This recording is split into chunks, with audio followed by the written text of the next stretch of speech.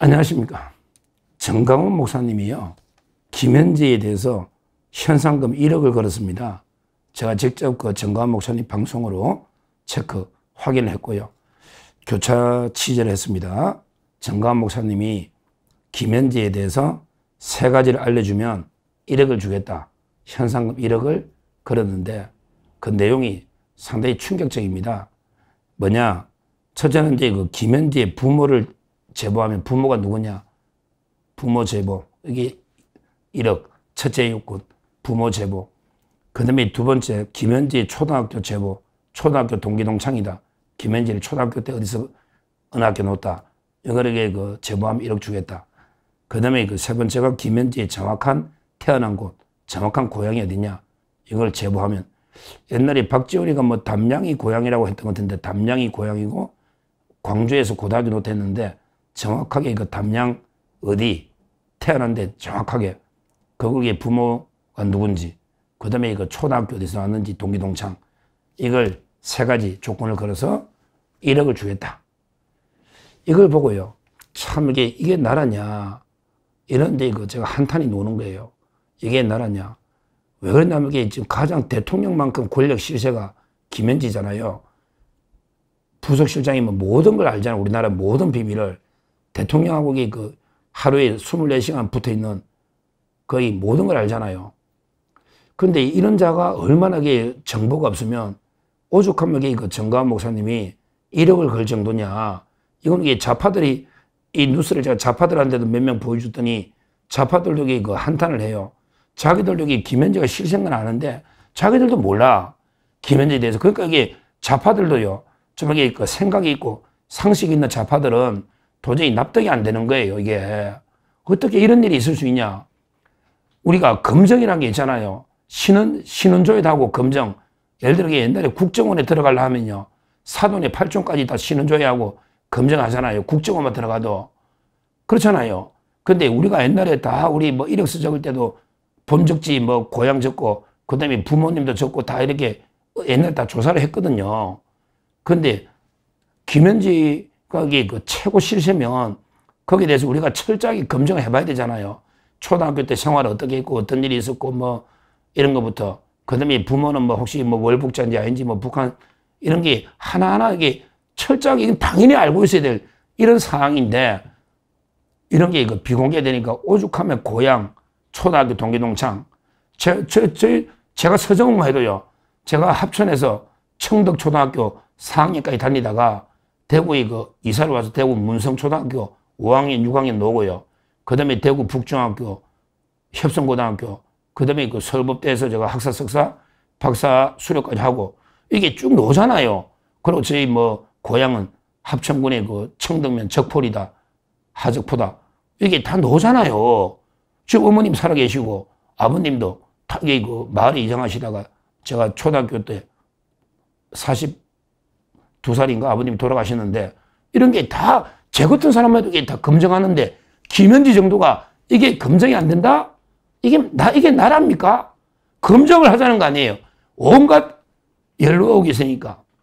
왜 정강훈 목사님이 이런 제안을 왜 했겠습니까?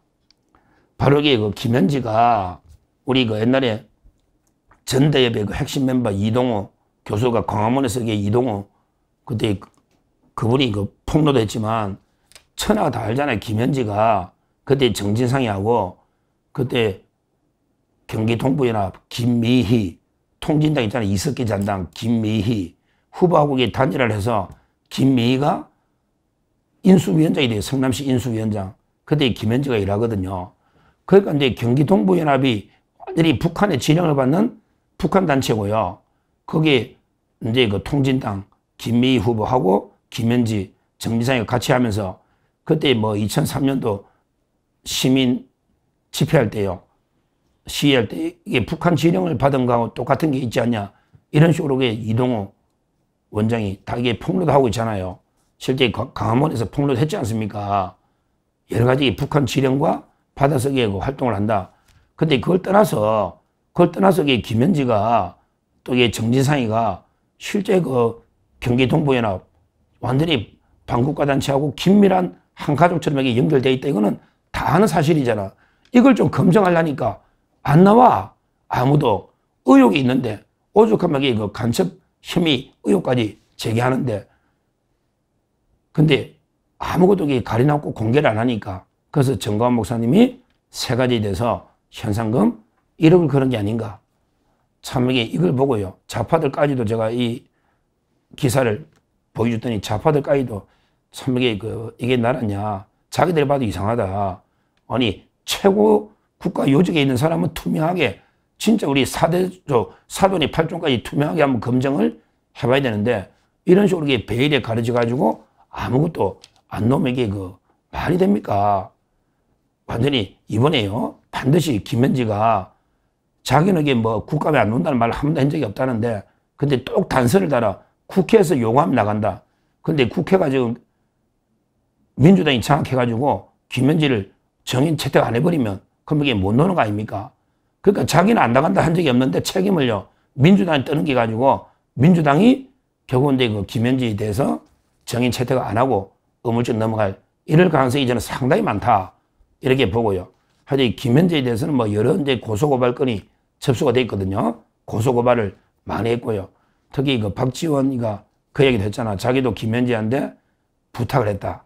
그랬더니 김현지가 만사 현통인 줄 알았더니 자기가 부탁했는데 그걸 끝내 못 해내더라. 만사 현통이면 자기 부탁을 들어줬을 건데 김현지가 그러게 못했다. 이 말은 자백하는 똑같잖아요. 원래 청탁금지법은요, 청탁만 하면 이게 범죄가 기수입니다. 그래서 제가 박지원이 김현지한테 청탁이 뭐냐, 이게 반드시 밝게 됩니다. 그러면 이게 박지원도 날아가는 거예요. 다음에 박지원이가 국회의장 하려는 거거든요. 다음에 국회의장 의원식이 끝나면요, 현재 조정식하고 박지원이하고 그 다음에 김태년이라고 성남에, 이것도 연결된 거예요. 김태년. 이것도 다 성남 라인이거든요. 김현지하고 다 연결되는 이런 데 라인입니다.